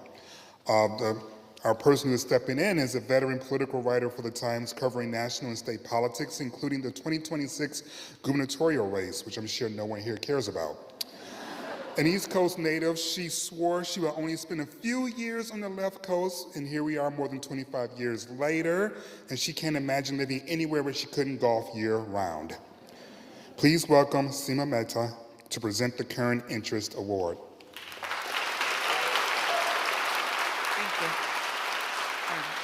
As Leslie mentioned, I'm a political reporter at the L.A. Times, the newspaper I'm so grateful to call my home for more than 26 years. I'm presenting the Current Interest Award, a genre that is especially salient today given the political climate in the United States and around the globe, as well as fundamental questions about the future of democracy. Our finalists published incisive, passionately reported books in 2024 about critical issues currently roiling society: immigration, race relations, nationalism, crime, and economic turmoil. The finalists are Jonathan Blitzer's Everyone Who Is Gone Is Here. This deeply reported and elegantly written tale weaves heartbreaking personal stories with trenchant analysis to show how decades of American foreign policy in Central America have led to the humanitarian crisis unfolding on the border today. In the message, I knew I was going to screw up the pronunciation, I'm sorry. Ta-Nehisi Coates uses three intertwining essays to demonstrate the power of stories. We follow him on his first trip to Senegal, during which he is captured by his own myth-making, then to a school in South Carolina that has banned one of his books, but surprises await. Finally, Coates travels to Israel and Palestine, where in a clash of dueling narratives, he explores the question of whose stories get told. In The Rent Collectors, Exploitation, Murder, and Redemption in Immigrant L.A., Jesse Katz has written a moving account about the lives of people who are too often invisible at best, demonized at worst. With meticulous reporting and unerring prose, The Rent Collectors takes us inside the world of gangs, crime, the criminal justice system, and the immigrant community in Los Angeles to weave a riveting story that is, above all, supremely human.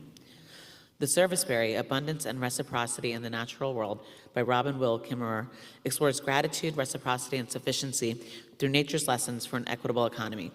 Kimmerer's crisp writing elevates the serviceberry tree to a mirror of ourselves, reflecting what we lose through the scarcities we manufacture and the resulting cost to our individual well-being and the greater good.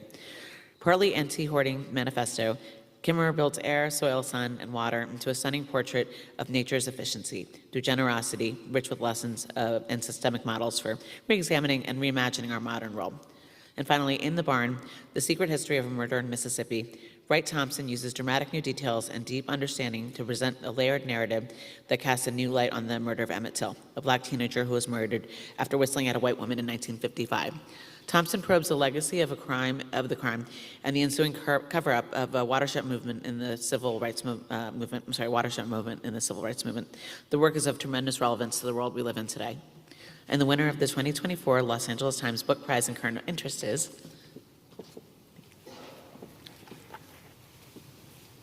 Jesse Katz, The Rent Collectors.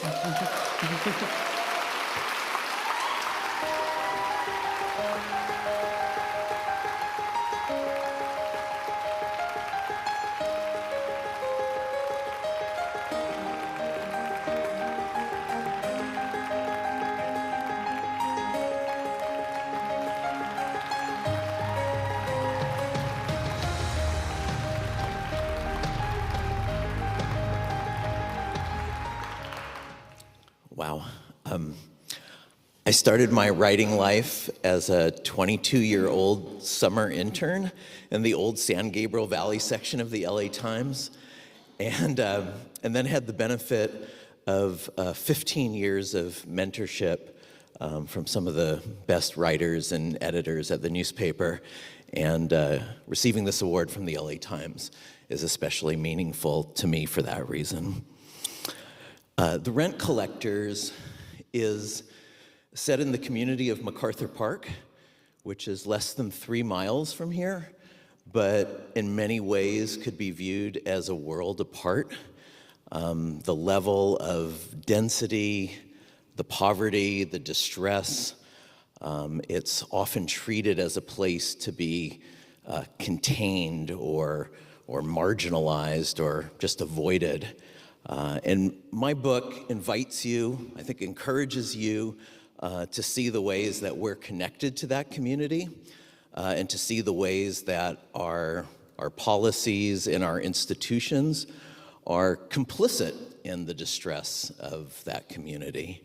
And it urges you to meet some of the most kind of stigmatized people operating in that ecosystem, the gang member, the street vendor, the undocumented immigrant, and ask you to see them, know their name, know their story, recognize them as specific individuals and not as types or categories of people.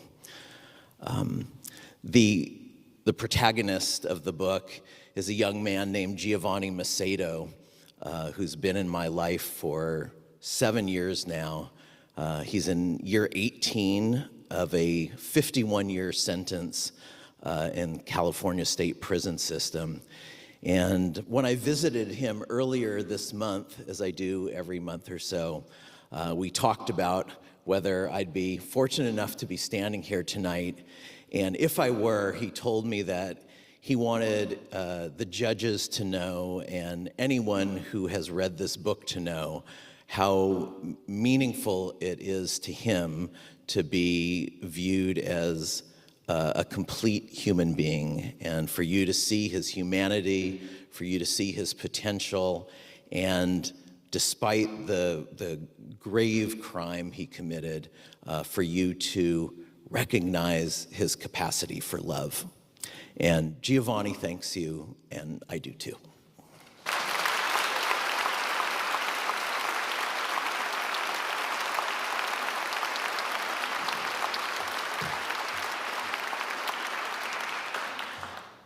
I'm pleased to welcome to the stage the Executive Vice President of Creative Acquisitions for the Universal Studio Group, where he oversees global book and IP acquisitions for series across broadcast, television, cable, streaming, and podcasting. You may know him as Jordy from Jordy's Book Club. For a more unsettling turn, here's Jordan Mobloy with the finalists in Mystery and Thriller.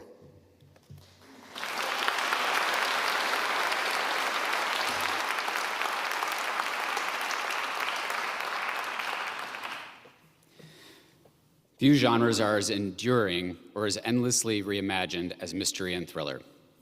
These stories dig deep into our fear of the unknown, our desire for justice, and our fascination with the human mind. They challenge us to sit with the tension as it builds and builds and builds. The authors in this category have crafted stories where every twist is earned, every revelation lands with impact.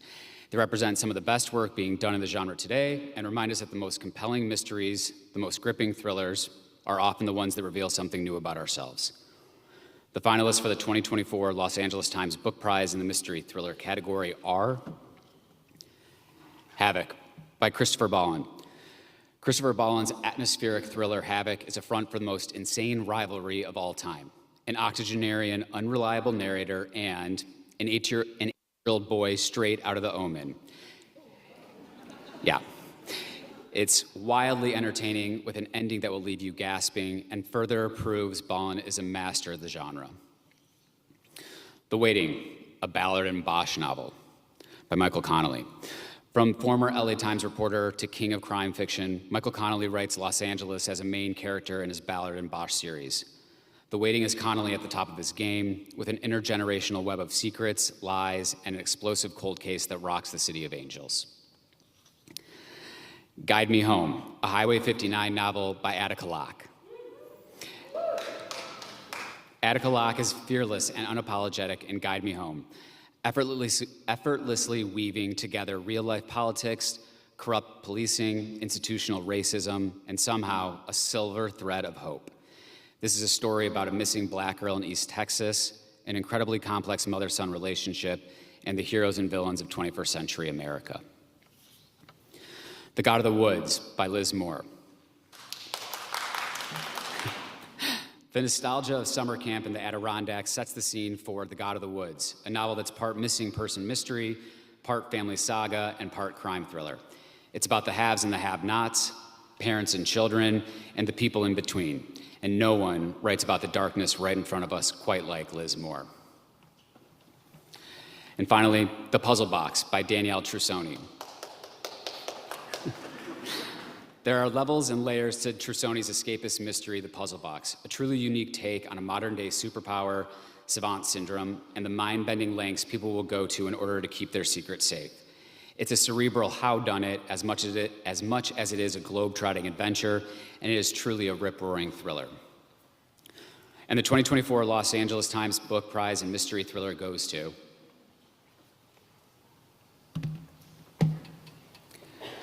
The Puzzle Box by Danielle Trussoni.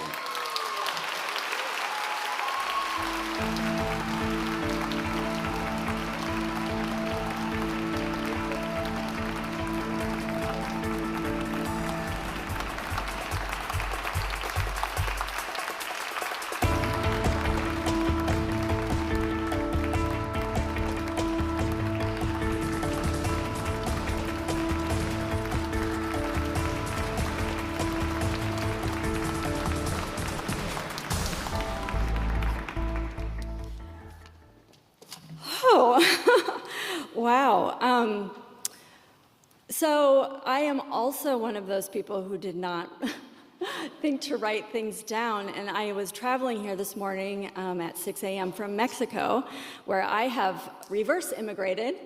And I made a list of things I should say. And now I don't have my glasses, so I can't read it. So I'm just going to kind of wing it, you know, like writers do.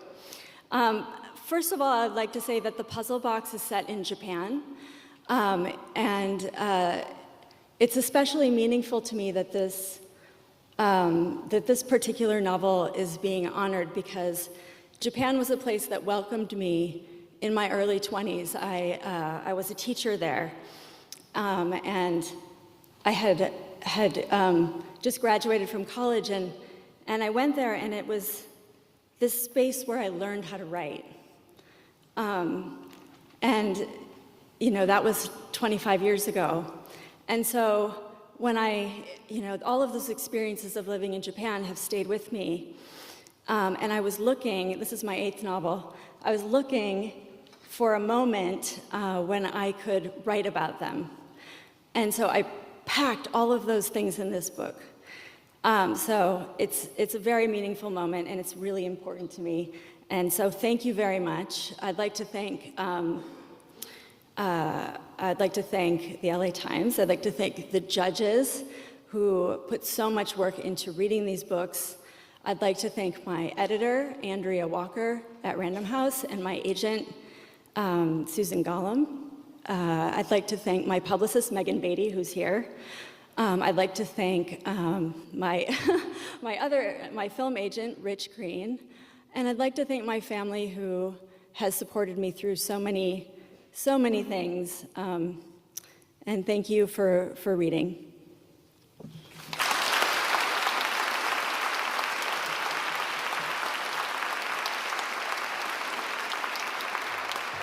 Jordan, did she forget her award? She forgot her award, didn't she? I thought she forgot.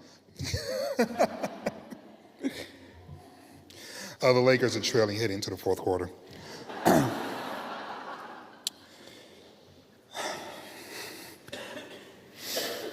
I'm proud to introduce one of our most versatile writers, a woman who can interview politicians and celebrities, explain LA's history and quirks, tell audio stories, and so much more. She has garnered several Emmy and Golden Mike Awards, shared 2 Pulitzers, and remains a constant on this very stage. Please welcome Pat Morrison with the finalists for Achievement in Audiobooks presented by Audible.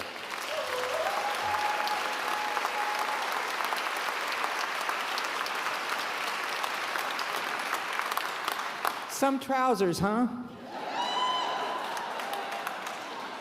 Because I figured as long as I was going to be presenting the audio books, I had to wear something pretty loud.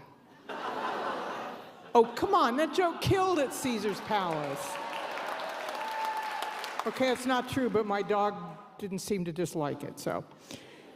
Anyway, the earliest talking books came to us 93 years ago. They were on 78 RPM records the size of a pizza.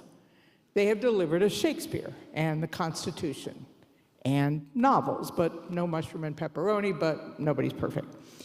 Now, over those decades, and especially in the last couple of decades, we have learned literally volumes about so many topics thanks to audiobooks, including, not limited to, physiology. Because thanks to audiobooks, we now know that 2 of the most intimate orifices in your body are your ears.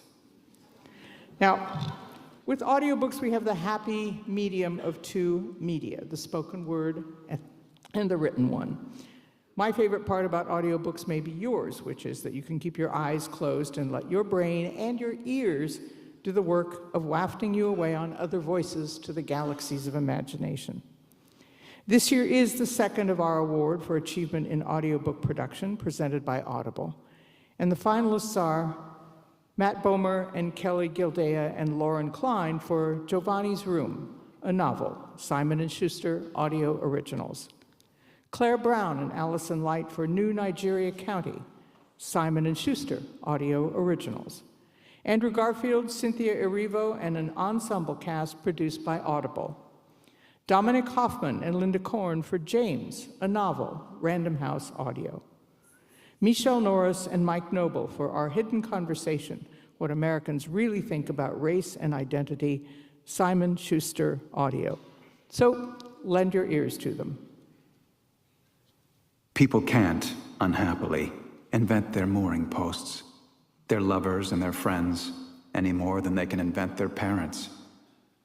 Life gives these and also takes them away, and the great difficulty is to say yes to life. That white lady? Oh, European American. I think that's what they want to be called now. I personally still call them white. Like, why are they always changing what they want to be called? Agree. It's confusing. But regardless, the mother of the kid Corinne called the police on is making a really big deal out of everything, don't you think? She's been on the news screaming about racism twice now. Racism? Why? I'm not sure. Because honestly, this isn't even about race. It's about safety. The news reports are saying the boy was wearing cargo shorts. Ancestors! I wonder how long it will be until I'm stood on the gallows for what I'm about to commit. For my thought crime. Because the weapon in my pocket isn't a gun, or a knife, or a bomb. It's a book. I had never seen a white man filled with such fear. The remarkable truth, however, was that it was not the pistol, but my language. The fact that I didn't conform to his expectations that I could read that had so disturbed and frightened him. Racism is a shapeshifter. It is not the same thing today as it was yesterday, and it will not be the same tomorrow or 10 years from now. That's shorthand for the academic definition that describes racism as a multidimensional, highly adaptive system that ensures unequal distribution of resources among racial groups. And a little edit, the winners are, plural, I feel like Katharine Hepburn and Barbara Streisand tying at the Oscars. Dominic Hoffman and Linda Korn for James, a novel.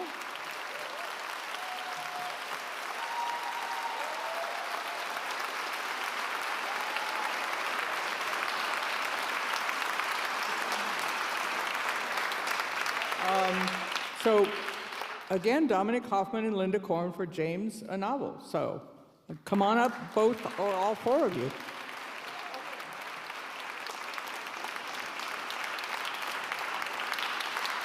Oh, I get it.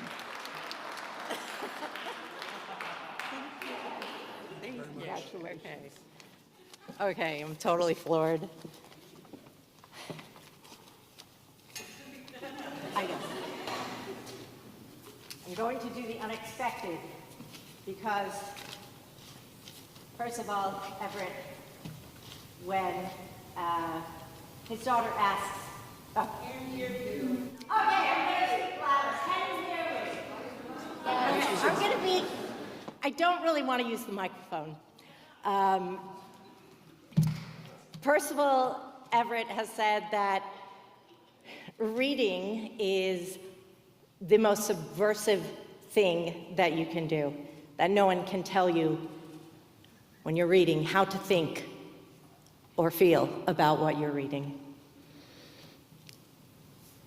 And so as an audiobook producer, I think that my job has been to bring the word and the voice together in such a way that it is performative, but also allows the listener to have their own experience. I'm incredibly nervous and stunned. I want to just take a moment to say I've been in the audiobook industry for over 25 years, and this is a singularly, incredibly humbling moment. I want to thank all of the other finalists and make a correction for Kelly Gilday and Lauren Klein. My colleagues, producers of Giovanni's Room, are from Penguin Random House Audio. And I want to thank Audible and the LA Times for sponsoring this award of recognition in audiobooks. I'm honored and humbled, as I said, to be included amongst the finalists in this category and in company with the esteemed writers and publishers and readers in this room. So many of you I have worked with. Congratulations, Kim Johnson. Biggest thank you goes to Percival Everett for writing this extraordinary multi-award winning book, James.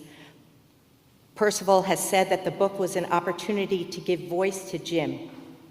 Thank you to Percival for trusting me to cast Dominic Hoffman to be the vessel for that voice to speak aloud. Thank you to Dominic Hoffman for saying yes and doing the honest and skillful work that brought James into the ears and hearts of so many listeners. To our audiobook director who is here tonight, Danny Campbell, for knowing just how to support Dominic in this work. Our amazing team at Penguin Random House, especially shout out to Karen Jakonski for always supporting my ideas. And our publicity team, Kayla Kohlmeister, who is here, and Katie Pugna. The recording studio, 48 Windows, post-production, Mike Murray, and our audio editor, James Nomura. But again, the audiobook starts with the words and a voice. And it was Mark Twain who introduced us to Jim in Huckleberry Finn. But thanks to Percival Everett for the book and our audiobook narrator, Dominic Hoffman, we can now know James. And a special thank you to my husband, Zev, who is here tonight, and the most patient man in the world. With my hand always up, I'm reading or emailing or putting out some fire. And my son, Ami, thank you so much. And Dominic, with the hand up. Thank you very much. Appreciate you.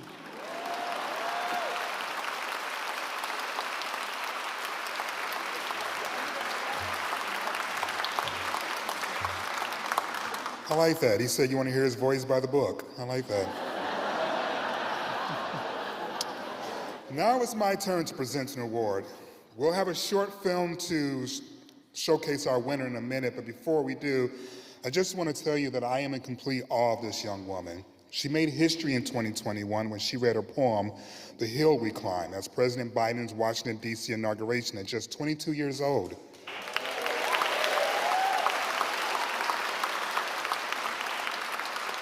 Since that breakout performance, she has performed her rousing words on stages large and small, bringing awareness to topics ranging from global hunger and poverty to climate change and social justice. She uses her platform to speak out and to ignite change. We are honored to present Amanda Gorman with the 2024 Innovators Award. And here's a short video that shows some of her incredible accomplishments. Amanda Gorman is beyond doubt one of the most influential young leaders of her time. She seemed to burst out of nowhere onto the literary stage in 2017 as the first ever National Youth Poet Laureate. But as every writer knows, nowhere is really a lot of years of working somewhere, usually off the radar.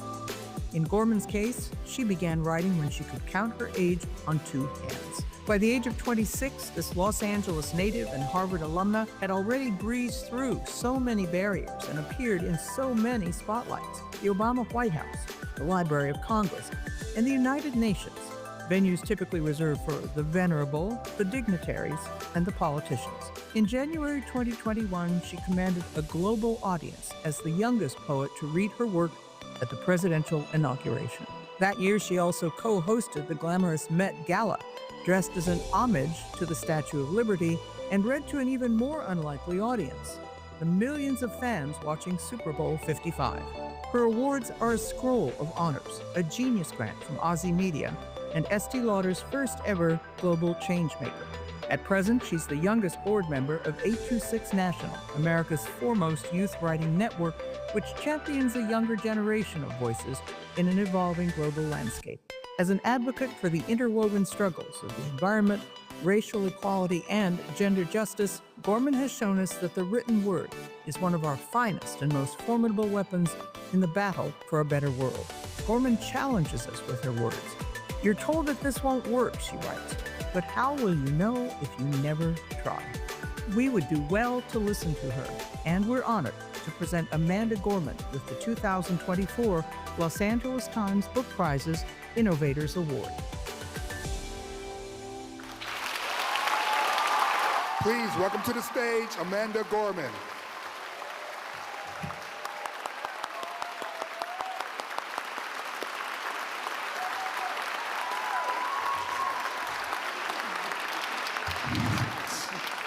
Wow.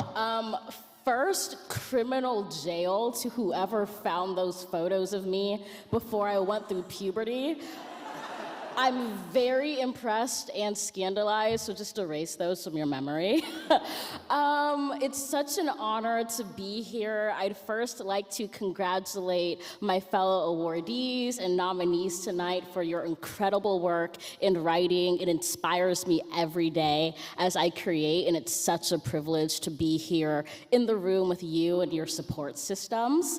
I'd also like to thank the LA Times and the Book Prizes jury for this amazing honor, as well as my team members, some of whom are here today. You know who you are. We have Laura, my assistant, Maya, my cousin. We have Erin, my publicist, and Lithia from Penguin Random House.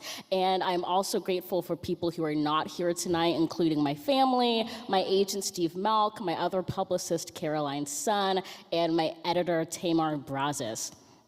It's really invigorating and also surprising to me to get something such as the Innovators Award, because as a poet, I actually feel like I'm participating in something incredibly old and ancient, and somehow that presents such a powerful challenge of bringing it into a new modern era and highlighting how relevant it is to our world.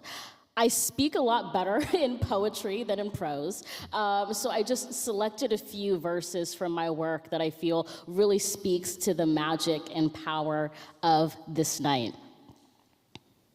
Every day we are learning how to live with essence, not ease, how to move with haste, never hate, how to leave this pain that is beyond us behind us. Just like any skill or art, we cannot possess hope without practicing it. It is the most fundamental craft we demand of ourselves. Love is no silent harbor, no haven still. It is the roaring thing that tugs us away from the very shores we clutch. There is no better compass than this compassion. We smile, our whole face cleared by that single dazzling thought.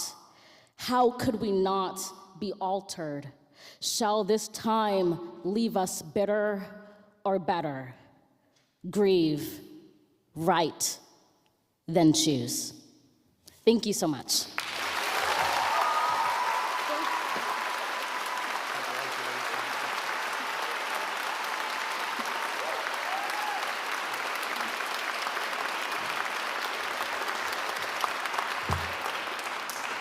I don't know who's in charge, but it's very mean to make me speak after her. Fortunately, these are the closing remarks. That's right, we are towards the end, and I just want to thank you so much for joining us tonight to celebrate these amazing writers. Can we give them all just one more round of applause?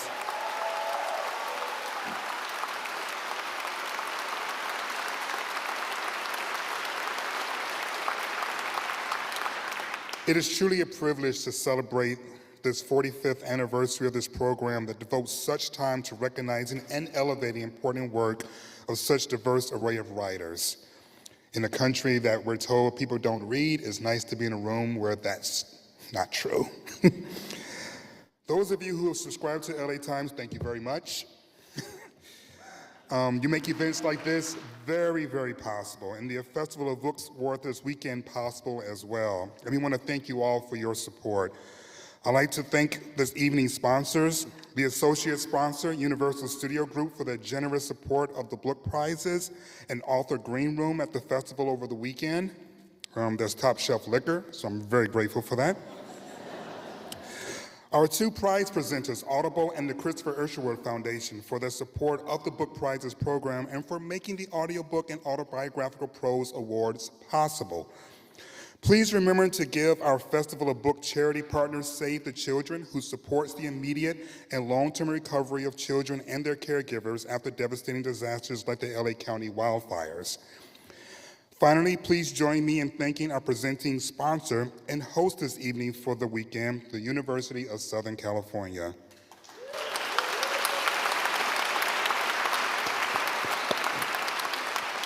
Who provided us with a wonderful home for the past 14 years and promised us a better football season in the coming fall. Sorry. Someone had to do it. All of these organizations have many different options when choosing which events to support, so we thank them for joining us at the LA Times and recognizing the importance of the written word and its power to bind communities here in Los Angeles and around the world. As always, the close of this ceremony also marks the opening of the LA Times Festival of Books. Yes. This year marked our 30th.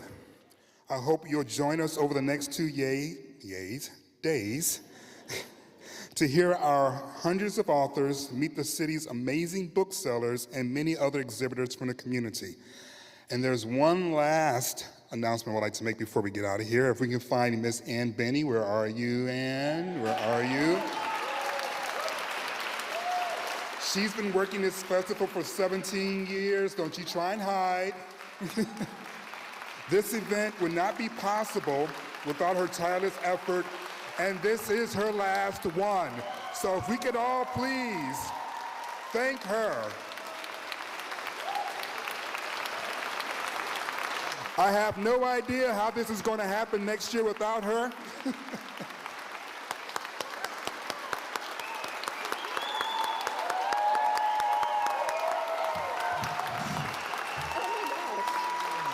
But I'm sure she has some words to say. Oh my gosh. Wow. I have no words. Thank you all. It's been an incredible pleasure to do this for all these years. And I have so many friends that are in the audience, and I'll miss this very much. And I just want to thank you all. That's it. This is a total surprise. I'm not prepared to say anything. Thank you. Thank you. I'll see you at the party. Okay. Thank you. Have a good night. Thank you.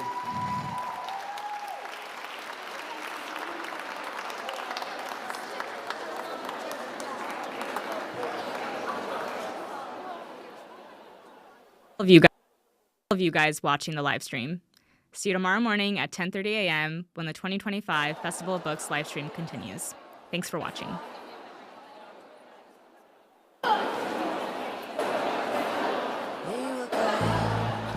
We were gold, kind of dream that can't be sold.